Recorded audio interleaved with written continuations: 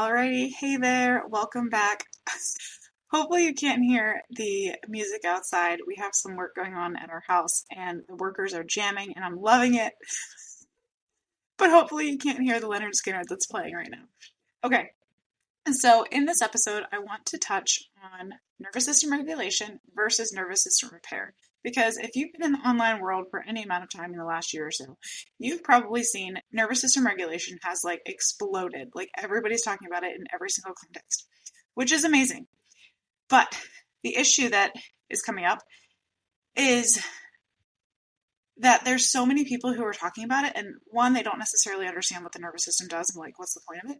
And then two, yes, they're giving you good coping mechanisms for the regulation side of things, but they're not necessarily helping you to actually repair why your nervous system is dysregulated in the first place. Okay?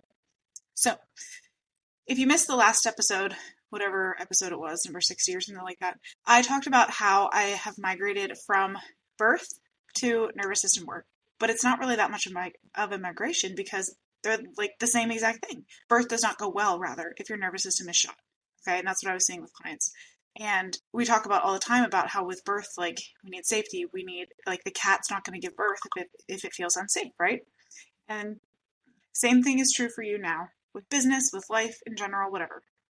Okay, so let's talk about what the difference is between nervous system regulation and nervous system repair. Before we do that, let's get into what the nervous system is a little bit more.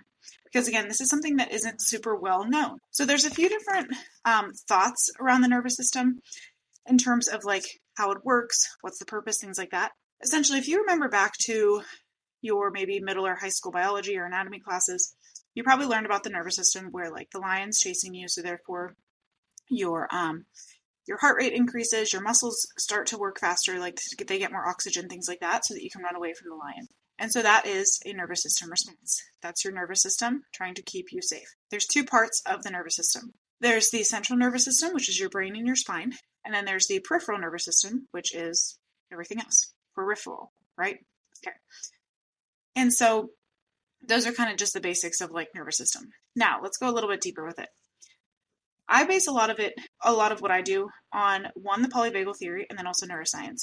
Because I took a lot of neuroscience classes whenever I was in undergrad. Could have majored in it, but I didn't want to do a senior thesis in it, so I didn't get the major. That's how my college worked. Okay, and so let's start with the brain for a second. So this is your limbic system. This is one of the systems of your body, right? Like the skeletal system, muscular, things like that. We have the limbic system. The purpose of the limbic system is to detect danger. Literally, that's what it is. And so it's part of, again, the nervous system. And so we have two main parts that I want to touch on. The first one is the amygdala. And I'm not going to get super technical, but I do want to make sure that you're understanding that this is a biological, physiological thing that's happening, not just something fluffy or random. So first off, the amygdala. The amygdala is a part of your brain that processes what you see and what you hear. This makes you react in a similar way if you see the same danger or something like that in the future. Okay? So again, this is going to remember danger, and it's going to help you stay out of danger when it recognizes it next time around. Then we also have your hippocampus. Your hippocampus, this is where the memory and the learning take place. So this is where this should be on most of the time. This should be active most of the time. Okay? But when something is emotionally charged, there's two things that can happen. One is that your hippocampus can remember that memory, and it creates really, really vivid memories of that dangerous thing that then flips the amygdala on. Or it can do the opposite, and it can actually say, this is too dangerous, this is too, not worth knowing, this is not worth remembering, so therefore, we are not going to encode this into a memory that we can easily pull to front to top of mind. So many people that I've talked to say, I don't remember some parts of my childhood. I know I did this, but I don't remember it. This is because of that reason. Essentially, your body has said, in that moment, we need to stay safe. We don't need to process a memory. So therefore, your prefrontal cortex, which is the front part of your brain, the thinking part of your brain, goes offline, quite literally. And it says, we don't need to do that. And so when that happens, you don't create those memories. Okay? That's why there's some parts of your body, some parts of your maybe some history, or especially around a traumatic experience that you just physically don't remember. Like you can't bring up the memory. Now, yes, your brain's amazing and it does actually encode some of it, but it's not going to be that vivid depending on the person. So again, it can either create super vivid memories or it can kind of black out. So that is your limbic system. Then we also have your parasympathetic and your sympathetic nervous system. Parasympathetic is that rest, digest. Sympathetic is going to be where your pupils dilate, you have the adrenaline, you are ready to run away from the bear or the lion that's chasing you. And then, and I'll tie this all back together, we have the polyvagal theory. Polyvagal theory is a relatively new theory about how the nervous system works. And this states essentially that you have three rungs of your nervous system, kind of simplifying it. And with this, you are going to have the top rung is like that ventral vagal, that like quote unquote good state. The sympathetic is going to be like the danger state. And then the bottom one is going to be that dorsal vagal state. That's like the shutdown state. Okay. And so with those three things, again, we a lot of times think of like the ventral vagal as quote like the good state, when in reality, this is where we should be spending most of our time, but it's not normal to spend all of your time in this state. It's actually not good for you to spend every single second in this state. So say, for example, you're doing like a HIIT workout. That can activate that sympathetic nervous system. That's not necessarily a bad thing if you're trying to get your heart rate up, right? The important thing is how quickly can you go back? How quickly can you shift through these different states of the nervous system? Okay. So being in that dorsal vagal or that shutdown state isn't necessarily bad. It's only negative whenever you stay in that space or you don't have the tools to help yourself get out of that space. So again, I really just want to make sure that you see that. It's like the goal is not a perfect nervous system. Or I'm sorry, not perfect nervous system, but it's not to stay in that like perfect good ventral vagal state all the time. It's to be able to move through these different states and to understand why you're moving through them, and then ultimately to be able to bounce out of it. So again, as a recap, limbic system, nervous system, they're different, but they kind of function together. Limbic system is brain structures that are responsible for emotions, memories, things like that, versus the nervous system is this entire network of nerves that control bodily functions, right? Including movement, voluntary actions like heart rate, things like that, and then sensory perception. So the limbic system is a subset within the nervous system. So that's about as technical as we're going to get today. Okay. All right. So now, what is nervous system repair? Because again, we can have nervous system regulation for sure all the time, but we have to also have that nervous system repair. This is the part that not a lot of people are talking about. A lot of people are just talking about nervous system regulation. But if you have tried like every single tool in the book, like you have the apps, the devotionals, you've done therapy, cold plunges, workouts, like schedules, all these things, but nothing seems to be like actually working, it's probably because your nervous system needs to be repaired. And what that means is that with the regulation, again, it's not a bad thing to trying to regulate. But with regulation, you're just treating the symptom. You're not really treating the source. Okay. And so your body, your nervous system, is running on a belief system that it learned when you were like really little, when you were younger than like 7-ish years old. Okay. So nervous system regulation is just a band-aid until you actually heal the root story that your body is running on. Okay. So that's a really important thing to know. So again, there's 3 different levels to nervous system work. Most people are only doing 2, which is 1 is reaction, 2 is regulation, 3 is repair. So let me kind of break these down a little bit more for you so you can kind of see the difference between them. So everybody's familiar with the reaction. So this is things like I snapped at my kids. I offered the discount on the sales call before they even asked. I got the phone call and I felt super anxious. Like this is the physiological thing that happens, and this is where it's normal. Okay? It's totally normal. From there, we move into the regulation skills. The regulation skills, again, are super, super important, but a lot of people stop here, and I'll show you why it's not necessarily a good thing. So the regulation skills is like after one of those things, whether it's the sales call, the phone call, the snapping at the kids, whatever, regulation would say like, take a deep breath. I'm naming the feeling. I'm calming myself down. Okay. Like this is, again, it's not a bad thing to do this, but we would need to figure out why is your body triggered by a phone call from this specific person? Why is your body triggered by your kids like screaming? Okay. And yes, sometimes there is just the basics of like, we're human, we're not perfect, but there is also the component that is the nervous system repair, which is super, super important. So the nervous system repair, and this is what I teach, and this is where like the real change actually happens. Nervous system repair says like, I changed the way my body understands the moment that created this reaction in the first place. Okay. And it's a little bit tricky to kind of wrap your head around if you're not a client, you haven't been in a session to understand like how this actually works. But just to give you a little example. So say, for example, you are snapping at your kids, you are offering the discount on the sales call or whatever. You might first be like, okay, I'm going to calm down. I'm going to notice that I'm feeling stressed out. You're going to name the feeling. You're going to do some deep breathing, maybe some box breathing. You're going to journal. You're going to light the candle, whatever. Again, these things are good things. But why are you so triggered by the sales call or by getting that phone call from that person? It's because your nervous system learned, like I mentioned earlier, a story from whenever you were a child. And yes, you probably weren't on sales calls whenever you were a child, but you probably learned that whenever you asked for maybe money from your parents for something, that immediately they told you like, no, that was too expensive. You have to find something on sale. Let's go to the back of the store and get like the discounted thing, right? And so that is the story that your body has learned and that you feel comfortable with.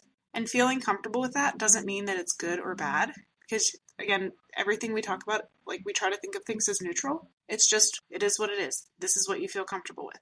And so like, that's where the repair comes in. So in my program, what I do is we use imaginative prayer and we actually go into those memories and we ask Jesus to heal whatever happened. Okay. And we ask Jesus to help us, help our bodies to see that it was just protecting us. All this time, it's just been protecting us. Like everything is okay. We didn't do anything wrong. We can take a deep breath. And what that does is it changes the way that our body understands the memory. It does not change the memory itself.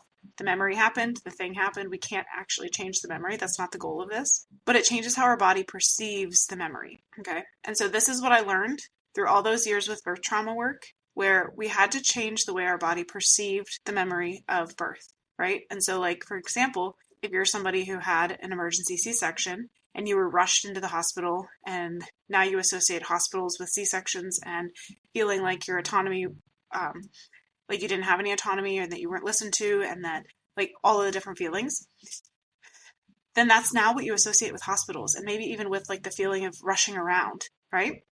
And so this is what I learned after years of working with women is like, we can change the way that your body understands that feeling of rushed, that feeling of being in a hospital, that feeling of laying strapped on the table with your arms open, like on the cross. We can change the way that your body understands that memory. And we can change it so that it no longer feels stressed and anxious and worried about it. And we can change it to be a neutral. Sometimes we can even change it to see beauty and to see a purpose. And the reason that that is so, so important is because, again, I could just give you regulation skills of like when you pass a hospital, make sure that you're deep breathing, make sure you're box breathing, make sure you're forgiving them, like write a letter and burn it to forgive the person, whatever it is. And again, sometimes those things do work, but more often than not, those patterns are just going to keep surfacing over and over and over again if you don't actually fix the root of the problem. And so again, that was the birth side of things. Now, I've shifted a little bit more into the business side of things, and I can see that with the clients that I've had, right? So I just had somebody launch a book, and super well-respected, like very well-known author in her space. And she's published books before, but she was so scared to publish this one because it was a little bit more intimate. It's about her journey meeting her husband and some other stuff that's happening there. And she was like, I can't publish this. Like, I know that this work is beautiful and it's going to help so many people, but like, I can't publish it. And again, the regulation skills would just be like, okay, like before you meet with your publisher, like, let's talk about how you can maybe journal about this and calm yourself down and things like that. But we don't just do the regulation skills. We get into why she's so terrified to release this specific book when she's done it a million times before. She's done it a dozen times before. And what came up for her was that in this book, when she was writing about it, and about her relationship with her husband, it brought up something that she never would have thought was related. And it was from when she was like 4 years old. She was sitting at the dining table with her parents, 4 or 5 years old, sitting at the dining table with her parents. And she told her parents that she wanted to write a book, a love story. And her parents told her that, like, that's cute, but nobody buys, like, if you want to be an author, you need to be writing academic books and things like that. And so she internalized that and didn't even realize that it was still coming up. And so what we did is we went back into that memory. We asked Jesus to heal that portion. And then it changed the way that her body perceives writing about love stories. And wouldn't you know, after that, she felt so confident that she actually had like a book launch party. She had, she was in New York City doing like a bunch of big things. And it was beautiful. And it was super well received. And so again, that's the difference between the regulation and the repair. And once you know how to do this repair work, it changes every single thing in your life, whether it's business related, personally, like money, whatever, it doesn't matter. And so let me just give you a quick example. So a few months ago, my daughter asked for an apple. And now she's 9 years old. She's very responsible. But I'm still like not super in love with her cutting things with like sharp knives yet. And so I was getting the laundry and I was like, yeah, just give me 1 second. I'll get you an apple because she likes it cut. Let me flip the laundry to the dryer. Well, I come out of the laundry room and she has cut the apple. She's put it in bowls and she's given it to herself and to her brothers. And immediately I could have gone two ways. I could have gone the road of like getting really annoyed, frustrated, like kind of mad that she didn't listen to me, that she did this because she could have gotten hurt, like things like that. Or I could go down the road of like affirming her and then also setting the boundary of like, hey, maybe let's wait next time to do this. And so if I was not, one, regulated and two, repaired, I likely would have gone down the road of being angry at her. But because of the work that I do and because I know how to do it so quickly and it's kind of just second nature now, immediately I went the repair road where like this happened so fast where I thought like, okay, why is this so triggering for me? I found out why that was. I felt rejection. It went to a memory that happened a while ago. I asked Jesus to heal that memory. I trained my body that this situation is not that situation, and that situation doesn't have to have the same physical response that it currently had. And so I was able to flip that script. And then from there, my body no longer perceived this as like a bad thing. And so then I was able to take the road of affirming and then also setting the boundary of like, I asked you to wait, so I need you to wait next time, okay? And so that is the way that repair works. So again, yes, it could have been like I took a couple of deep breaths. I allowed myself to calm down. And those are good things to do, but it doesn't fix the root of the problem. And so next time around, I'm going to notice a lot faster and I'm going to be actually having that healed. That wound is going to be healed and it likely won't even come up again where I felt that rejection. Okay? So again, that is the difference between the repair and the regulation. Both of them are 100% necessary. But again, most people just focus on that regulation and they don't focus on the repair. You need both. You need that repair so that the regulation actually will stick and will actually work. And again, that is why if you're doing like all of the things and it's still like, it still feels like you're all frazzled all the time, you're always running around, like holding all these things, like spinning all these plates, that is because the repair hasn't happened yet. Okay. And so that's the biggest thing here that I really want you to key in on is like, you need to get this repair. You need to learn the framework to have your body heal these wounds that you have, because otherwise the regulation portion is just going to be a coping mechanism. It's just going to be a band-aid. You're not going to have true healing. And that's what the devil wants. He wants you to have this like facade that everything is good, when in reality, Jesus wants you to be completely healed, right? Like obviously that's what he came to do. That's why he died on the cross for us. And so it's our responsibility to go through that repair. It's hard work. It's not always easy work. Now, the example I gave was pretty straightforward and simple, but a lot of times it's not easy work. It's really uncomfortable. It brings up a lot of messy, like not good feelings, and it's really not fun. Okay. And so we have to really get into this, because otherwise it's just allowing the evil one to grip deeper and deeper into us. And we don't want that, right? Okay. And so with that in mind, now the question that you have to ask yourself is where are these nervous system wounds showing up? Where are these wounds showing up in your life? Now, if you are running a business, it's likely showing up in the way that you show up to client calls, the way that you show up to your DM conversations, or don't show up to your DM conversations the way that you have a, say, $10,000 month, and then you have a, say, $30,000 month. And then you're like, how in the world do I repeat that? Like the 5 to 10K feels good. That 30,000 feels like totally not accessible ever again. And so you self-sabotage. And what does that self-sabotage look like? That looks like you maybe looking at your phone before you create. Okay. That means comparing yourself to other people and saying, if I just looked like that, or if I just did that, if my brand messaging or if my brand or messaging looked like that, then everything would be okay. When in reality, you just have to take that action. You have to take that messy action. But when you are in that self-sabotage mode, you're going to find any other thing to do in order for your nervous system to feel safe and to get yourself back down to the income level that you feel safe at. And it doesn't make any logical sense. Just like I talked about earlier, this is not about logic. This is about internal safety. And again, so many of us have this threshold where we feel safe. And so again, in business, if we are kind of pushing the limits, then it's going to feel super unsafe. And our body's going to do what it needs to do in order to keep us back in that safety thing, that safety area. And you might think like, oh, I just need a new strategy. I need to post more. I need to do ads or reach out or whatever your strategy is. You already have the strategy. Your body just needs to feel safe enough to actually implement those strategies. Okay. And so again, it might look like, you know, that you need to have like the power hour every day. You need to reach out. You need to have conversations. You need to do these things on your list, where you need to check your email, but you're just like so tapped out. You make up a billion excuses of why you can't do that. You have to create content. You have to redo your course. You have to do whatever. When in reality, like, no, you have to do the things that got you to that $30,000 month, but your body feels super uncomfortable doing those things. Okay.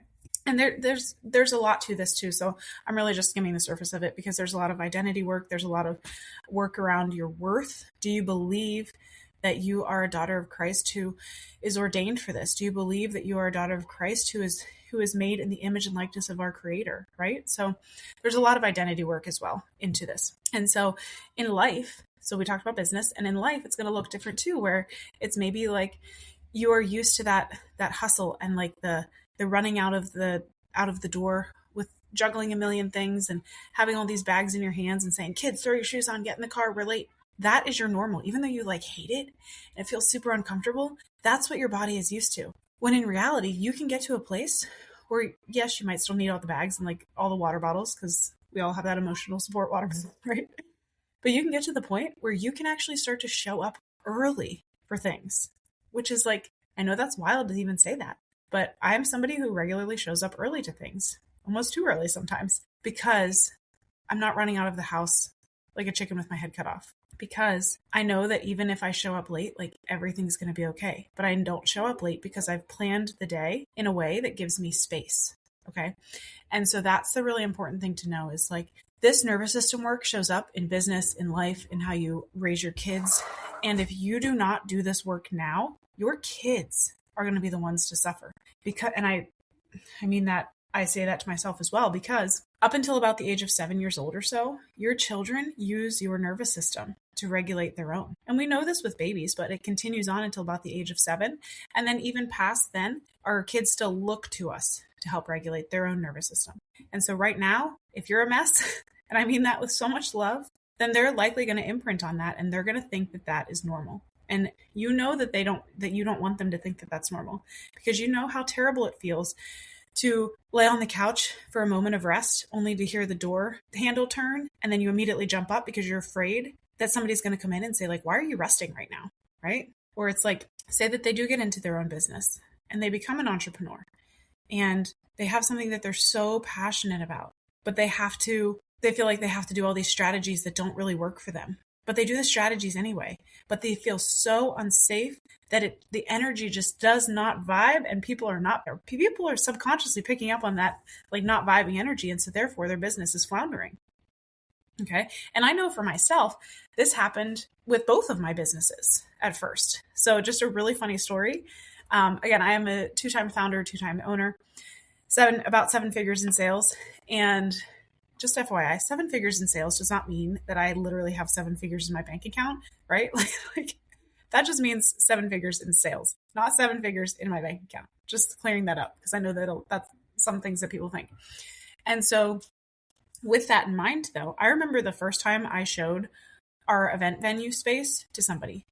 I was terrified because I went from being this just a college student to now have a college student who owned this business, who had no idea how to show and like no idea how to show people that I have a service that is amazing and that can really provide a great atmosphere for them. And so the first time I showed it to them, it was like a total disaster. I wish I still had her name and could like reach out to her and be like, I'm so sorry.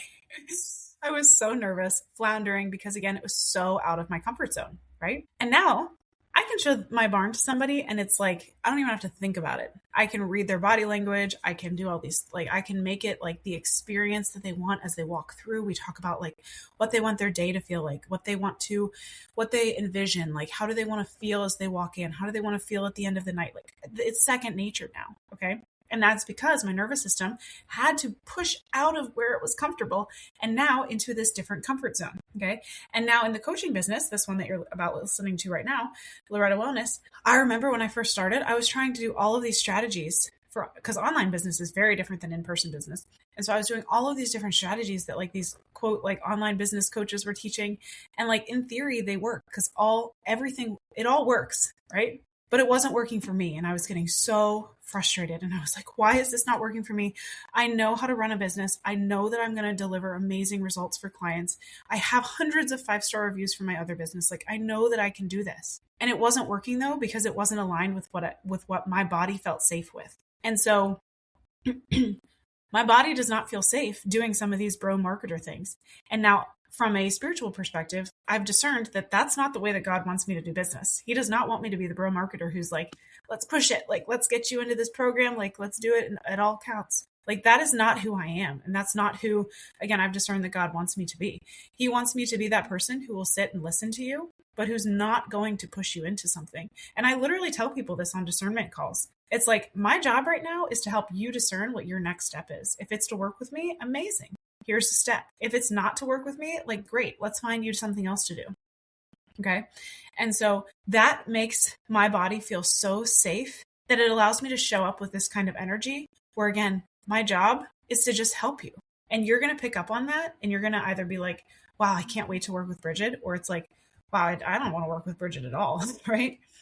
And so yeah, just remember, like, everything that is happening right now, whether it be in life or business, is because you have a ceiling that feels safe right now for your body. And now sometimes you do have to discern that this ceiling is like, needs to be broken out of. And sometimes you have to discern that this is not a ceiling, that this is a path that God doesn't want me to go down. So again, with my event business, that was a ceiling that God was like, you need to break this. Like, you need to become this new person, right? And I did that.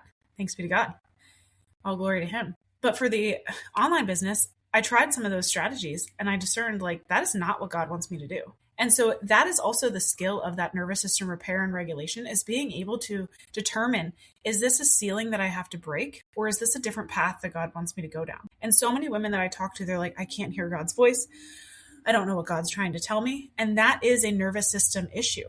Okay. And yes, there's obviously the spiritual side to it as well. But if you physically, like physiologically, are so shut down or so activated that you cannot sit and be at peace in silence, because that's also a nervous system thing, then you're not going to be able to hear God's voice, right? And so many women, they say like, I want peace, I want quiet.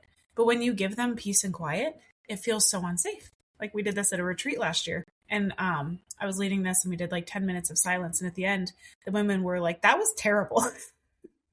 They're like, I thought that I would like that, but it was terrible. And again, that's that nervous system response, because the chaos feels normal. So the silence and the peace feels really scary to us. And then we go into deeper, like, why does that feel so scary to us? And yes, there's the practical side of things where it's like when your house is quiet and your kids are doing something and it's like, what are the kids doing? There's that practical side of things.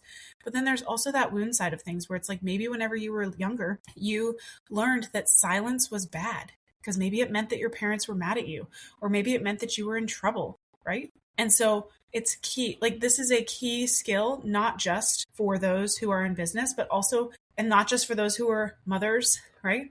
This is key for every single person to be able to go through this nervous system repair and then implement the regulation side of things. Okay.